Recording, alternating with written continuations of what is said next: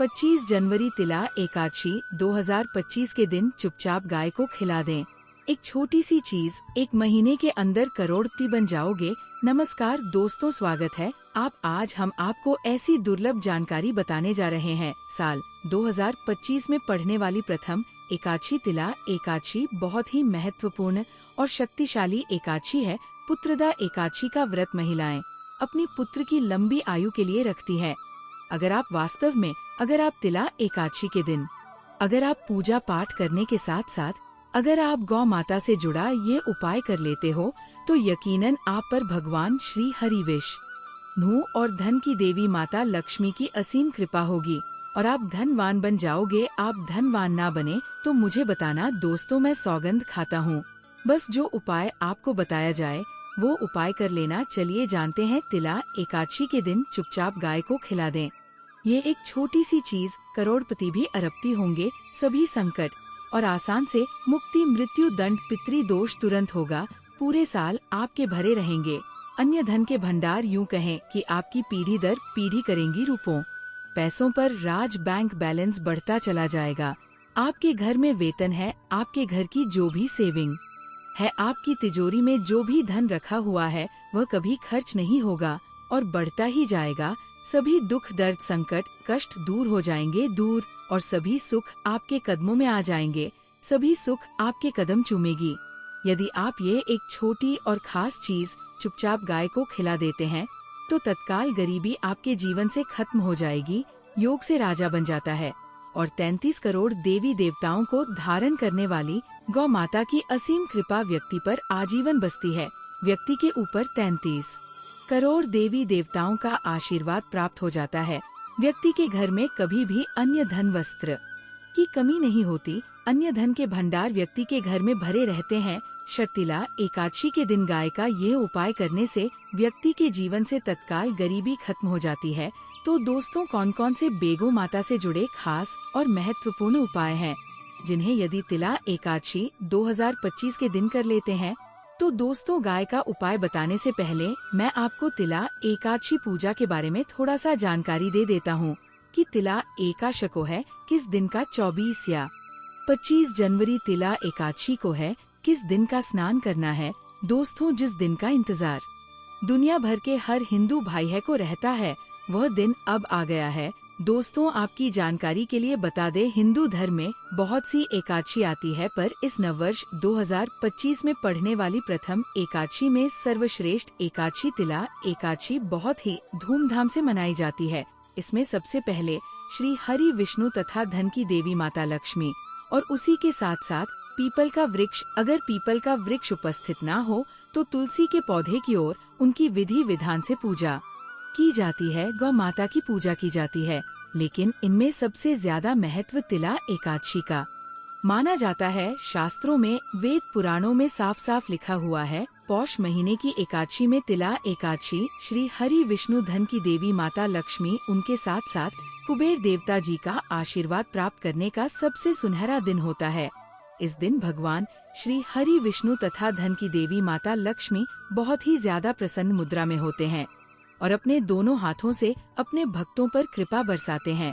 एक तरफ दोस्तों, मान्यता है तिला एकादशी के दिन जो चंद्रमा होता है वो अन्य दिनों के मुकाबले सबसे ज्यादा प्रकाशमान होता है।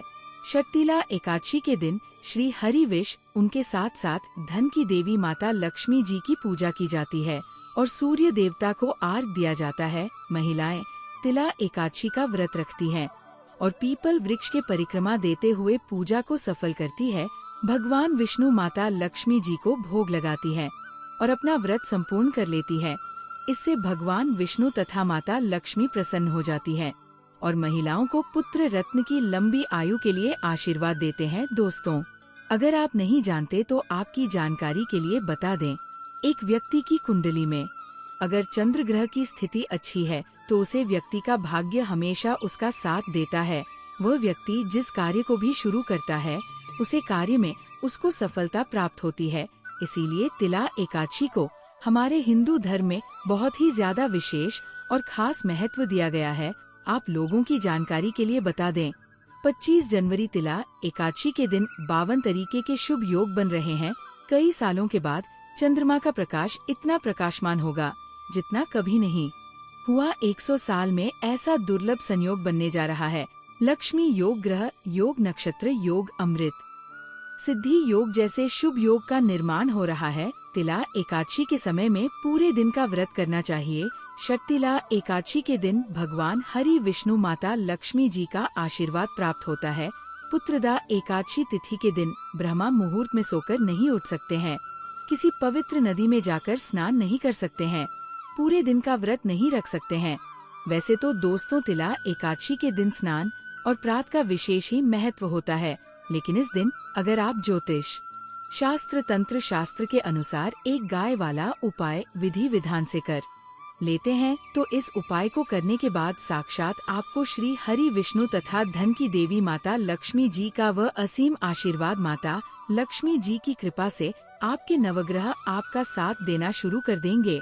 आपके राहु केतु की दशा अच्छी हो जाएगी, क्योंकि एक व्यक्ति के जीवन के भाग्य का राहु केतु का नियंत्रण श्री हरि विष्णु जी के हाथों में होता है। दूसरी तरफ इस उपाय का जिन्हें करने से आपके जीवन के जो भी दुख, दर्द, संकट है या कामयाबी होने में कोई बधाई आ रही है, सभी से छुटकारा मिलने वाला है। यूँ कहे कि आपके जीवन में अपार धन सुख, कभी भी धन से संबंधित परेशानी नहीं रहेगी और आपकी जिंदगी प्रबल हो जाएगी। धन प्राप्ति के योग्य बन जाएंगे और जीवन में सदैव अन्य धन के भंडार आपके घर में भर रहेंगे। अन्य धन, वस्त्र कभी कमी नहीं होगी। आपको बता दें, इस शत तिला एकादशी श्री हरि विष्णु तथा धन की देवी माता लक्ष्मी जी की पूजा के साथ साथ हनुमान जी, मंगल देवता और भगवान शनिदेव की भी पूजा जरूर करनी चाहिए। आपको बता दें कि इस दिन यदि आप हनुमान जी और मंगल देवता भगवान शनिदेव की पूजा करते हैं तो मंगल का ग्रह जनित दोष भी दूर हो जाता है। व्यक्ति के जीवन में धन, सुख, संपत्ति की प्राप्ति हो जाती है। समस्त मनोकामना व्यक्ति की पूर्ण हो जाती है। दोस्तों, आपको हम बता दें कि ऐसी ज्ञानवर्धक जानकारी आपको हम पैसों में भी बांट सकते थे, पर हमारे चैनल का मकसद है जनहित में जन कल्याण एवं जन सेवा करना। इसीलिए आपके लिए जो जानकारी बताते हैं वह फ्री में बताते हैं। इसलिए आप इस वीडियो को भी जरूर लाइक करें। और दोस्तों, मैं आपसे एक अनुरोध और करना चाहूँगा कि आप अपनी राशि कमेंट बॉक्स में जरूर डाल दें, जिससे कि आपकी राशि के अनुसार हम आपको कुछ ऐसे उपाय बता सके जिससे आपको लाभ की प्राप्ति हो। क्योंकि हम राशि से जुड़े उपाय भी आपको बताते हैं, तो आप कमेंट बॉक्स में अपनी राशि हमें जरूर बताएं या अपना नाम बताएं, जिससे आपके लिए कुछ हम ऐसे उपाय बता सके। साथ में जय गौ माता अवश्य लिखें। दोस्तों, साथ ही से जो नए साल का एक उपाय तो जरूर करना है। गाय का उपाय बताने से पहले एक उपाय आपको बता दें। इस उपाय को लाइक जरूर करें। क्या करें कि शाम के समय पीपल के पेड़ के नीचे आपको सरसों का चौमुखी दीपक, आटे का दीपक बनाना है। चौमुखी दीपक में आगे की बाती लगाकर सरसों के तेल का दीपक जला देना है। आटे का दीपक बनाएं। जो मुख्य तेल डाले उसमें बाती ही डाले। लाल वाली कलावे की दीपक जला दें। 4-4 बाती लगाकर चारों दीपक मतलब 4 भाग उसके बन जाए।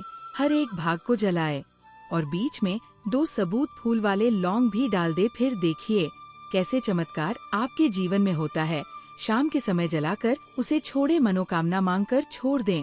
दोस्तों, अभी तक अपने चैनल को सब्सक्राइब ना किया हो तो जरूर कर ले। इससे आपको और भी ज्ञानवर्धक जानकारी सीधे माध्यम से प्राप्त हो सके। दोस्तों, ये गौ माता वाला उपाय बहुत ही प्रभावशाली उपाय बताया मैंने आपको। इस उपाय को जरूर करे। बहुत ही लाभकारी उपाय बताया है, बहुत ही आपको लाभ देगा ये उपाय। और अब बात करें गौ माता से जुड़े कौन कौन से उपाय आपको इस दिन मतलब गाय से जुड़े, जिन्हें करने से व्यक्ति को 7 पीढ़ियों तक बैंक बैलेंस की कमी नहीं होती। दुख, दर्द, संकट, कष्ट दूर हो जाते हैं और सभी सुख व्यक्ति के कदमों में आ जाते हैं। तो दोस्तों, तिला एकादशी के दिन आपको गौ माता की पूजा अवश्य करना है और गौ माता को जो भोग तिला एकादशी के लिए बनाया गया था उसे भोग से 2 पूरी जरूर ही खिला देनी है। सूखी पूरी नहीं खिलाना है। पूरी के ऊपर आप मिठाई या कोई सब्जियां, हलवा जो भी बनाया है वह आपको गौ माता को जरूर ही खिलाना है। दोस्तों, हर एक और मांगलिक काम में गौ माता या उनसे जुड़ी चीज जैसे गाय का गोबर, गोमूत्र, गाय का दूध अथवा गाय के दूध से बना घी जरूर शामिल करें। इससे आपको पुण्य भाव की प्राप्ति होगी। सनातन परंपरा के अनुसार जिस घर में गाय होती है उसे घर से जुड़े सभी वास्तु दोष स्वयं खत्म हो जाते हैं, क्योंकि पंचम या के बिना कोई भी पूजा पाठ और हवन सफल नहीं होता। दोस्तों, हो सके तो पोष के महीने में एक बार, हो सके तो परिवार सहित एक बार गौशाला जाने का नियम जरूर बनाएं और गायों को हरा चारा जरूर खिलाएं, जिससे सभी वास्तु दोस्त शांत हो जाते हैं। दोस्तों, आपका प्रिय चैनल कभी किसी को भी गलत जानकारी नहीं देगा। हमारे द्वारा बताए गए सभी नियम अगर आप नियमबद्ध तरीके से करते हैं तो ये 101 प्रकारगर सिद्ध होता है और इनसे जुड़े दोषों का निदान हो जाता है। गर्मियों में गौ माता को पानी पिलाएं और सर्दी में गौ माता को गुड़ जरूर खिलाएं। ध्यान रखें कि तिला एकादशी वाले दिन गौ माता को गुड़ जरूर ही खिलाना है। गर्मियों में गाय को गोद ना खिलाएं। अनेक देवी देवताओं को अपने शरीर पर धारण करने वाली गौ माता से जुड़े कई शुभ और अशुभ संकेत भी होते हैं। मतलब गाय का दूध दोहते समय यदि गाय ठोकर मार दें और सारा दूध बिखर जाए तो अपशगुन होता है। यदि कोई यात्रा पर निकल रहा हो और गाय अपने बछड़े को दूध पिलाती सामने आ जाए तो निश्चित रूप से कि यात्रा के लिए आप निकले हैं, वह यात्रा आपकी जरूर ही सफल होगी और वह जिसके लिए आप निकले हैं वह जरूर ही पूर्ण यात्रा पर जाते समय गाय की आवाज आना और रात्रि में गाय की हुंकार करना भी शुभ होता है।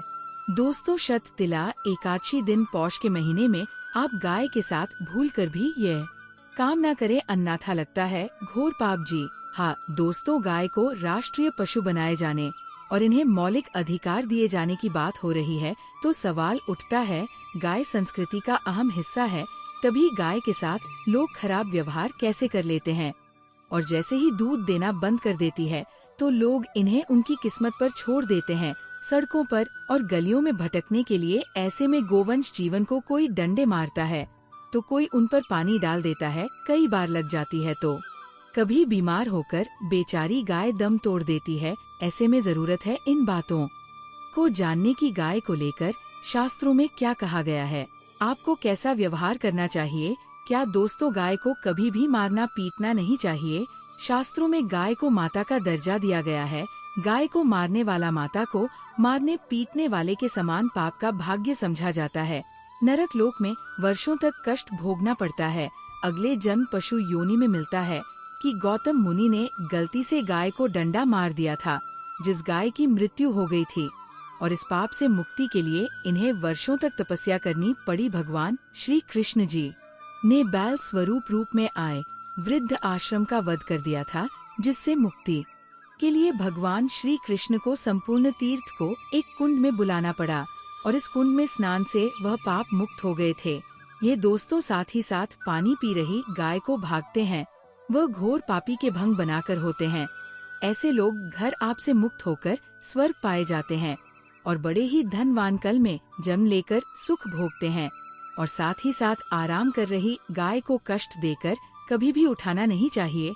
वह जन्म में किए गए जाने अनजाने में पापों से मुक्ति हो जाती है और गोलोक में स्थान पाते हैं। गाय को डंडा मारकर उठना, पानी डालकर उठाने से मनुष्य यह पाप का भागी बनता है और अगले जन्म में उसे दर दर भटकना पड़ता है।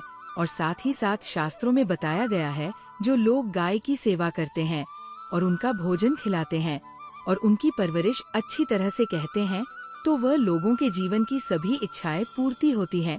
गाय के बछड़े से बचा हुआ दूध ही मनुष्य को लेना चाहिए, परंतु कुछ लोग एक बार गाय को धो लेने बाद फिर से बछड़े के लिए बचा हुआ दूध भी धो लेते हैं। ऐसा करना घोर पाप कहा जाता है। ऐसे दूध को धोने वाला और ग्रहण भी बन जाते हैं। दोस्तों, साथ ही साथ शास्त्रों में कहा गया है कि गोवंश मतलब गाय और बैल के पीठ पर नहीं बैठना चाहिए। उनक पीठ पर बैठने से महापाप लगता है। ऐसे लोगों को नरक की यात्रा भोगनी पड़ती है। एकमात्र देव के अंश के उत्पन्न नदी ही गौवंश है, जिस पर स्वयं महादेव और महादेवी सवारी करती हैं, क्योंकि नंदी ने स्वयं अपनी इच्छा से महादेव की सवारी बनना स्वीकार किया था। और साथ ही साथ शास्त्रों में गाय के दान को बहुत ही महत्व दिया गया है, परंतु ऐसी गाय का दान कभी नहीं करना चाहिए जो बूढ़ी और बीमार हो। कठोपनिषद में नचिकेता की कथा भी इस संदर्भ में है कि जिस नचिकेता ने पिता वारा बूढ़ी गाय को दान करने पर आपत्ति जताई थी दूध देने वाली और बछड़े सहित जो लोग गाय का दान करते हैं वह महान पुण्य को हासिल करके स्वर्ग में स्थान पाते हैं। दोस्तों, साथ ही साथ सूर्य, चंद्र, मंगल या शुक्र की युक्ति राहु से हो तो पितृदोष होता है। ये भी मानता है कि सूर्य का संबंध पिता से एवं मंगल का संबंध रक्त से होने के सूर्य यदि शनि, राहु या केतु या दृष्टि हो तथा मंगल की युति राहु या केतु से हो तो पितृदोष होता है। इस दोस्त से जीवन संघर्ष में बन जाता है। यदि पितृदोष हो तो गाय को प्रतिदिन या किसी भी एक एकादशी को या तिला एकादशी के दिन रोटी, गुड़, चारा आदि खिलाने से पितृदोष दोस्तों हर एक और मांगलिक काम में गौ माता या उनसे जुड़ी चीज जैसे गाय का गोबर, गोमूत्र, गाय का दूध अथवा गाय के दूध से बना घी जरूर शामिल करें। इससे आपको पुण्य भाव की प्राप्ति होगी। सनातन परंपरा के अनुसार जिस घर में गाय होती है उसे घर से जुड़े सभी वास्तु दोष स्वयं खत्म हो जाते हैं। गाय के ऊपर जो कुबड़ होती है वह बृहस्पति गुरु है। अतः जमपत्री में यदि बृहस्पति अपनी नीच राशि मकर में हो या अशुभ शिवलिंग में जा रहे हो और सामने से गौ माता आई हुई दिखाई दे तो गौ माता को अपनी दाहिनी ओर से जाने देना चाहिए। आपकी यात्रा जरूर ही सफल होगी। और साथ ही साथ ये संकेत भी जान ले, यदि आप यात्रा पर जा रहे हैं और सामने आपके गाय पड़ जाए अथवा अपने बछड़े को दूध पिलाती हुई सामने गए दिखाई दे जाए तो समझ जाना कि वह यात्रा आपके लिए जरूर ही सफल होगी। और साथ ही साथ जिस घर में गाय होती है उसमें वास्तु दोष स्वतः ही खत्म हो जाता है। और आप भी रोटी बनाएं, प्रतिदिन ताज़ी रोटी ही बनाएं। गाय को अगर आपने रोटी बनाई है तो कोशिश करें कि उसे रोटी को आप तुरंत ही गाय को खिला दें। अगर आप उसे रोटी को रख देंगे और उसे रोटी को अगले दिन देंगे तो वह रोटी बंसी मानी जाएगी। गाय को कभी भी बांसी रोटी ना दे, इसे घर में नकारात्मक ऊर्जा वास करती है और आपकी बिल्कुल भी नहीं बनेंगे। इससे आपके घर में हमेशा दर्द देवता का वास रहेगा और आप जिस भी उसे काम में आपको हमेशा असफलता ही हाथ लगेगी। इसलिए कोशिश करें गाय को रोजाना ताज़ी रोटी बनाकर खिलाएं। बांसी रोटी गाय को ना दें और साथ ही साथ सड़ी गली चीज गाय को नहीं खिलानी चाहिए। कि घर में कोई फल है, कोई सब्जी है, सड़ जाए तो लोग क्या करते हैं, गाय को देते है नहीं। ऐसा नहीं करना चाहिए। ऐसा करने से यदि आप गाय को खिलाते हैं तो और आपके भाग्य बन जाते हैं। और साथ ही साथ आप आटे की 11 लोई यहाँ बनाकर उनके ऊपर हल्दी लगा करके इसके बाद गाय को खिलाएं। हर एक लोही को मिला दे माता गाय की आप चरणों की स्पर्श करें। या दोस्तों, ऐसा करने से आपके समस्त काम बनने लगेंगे। जो 2 हक का समय चल रहा है वह भी खत्म होगा। आपके जीवन में खुशियां ही खुशियां होंगी। और एक बार आप 7 बार गाय की परिक्रमा भी कर ले तो आपके समस्त कम होंगे। और साथ ही साथ आप गाय को जब भी रोटी दे, रोटी पर या तो आप थोड़ी हल्दी लगा लें। अगर अच्छा ना हो तो आप थोड़ा रख सकते हैं, थोड़ा घी रख सकते हैं। या दोस्तों, गाय को कभी भी सूखी रोटी ना खिलाए। सूखी का मतलब गए रोटी रखें, उसे पर कुछ ना कुछ रखकर खिलाएं। हल्दी रख लें, मिश्री की या जो भी रख लें, मतलब खाली रोटी नहीं खिलानी। इस बात का जब भी आपको शुभ फलों की प्राप्ति होगी। जी हाँ दोस्तों, उपाय कुछ बातें जिन्हें आपको ध्यान में जरूर रखना चाहिए। या दोस्तों, वीडियो अच्छी लगी हो वीडियो को लाइक करें, ज्यादा से ज्यादा अपने दोस्तों में शेयर करें।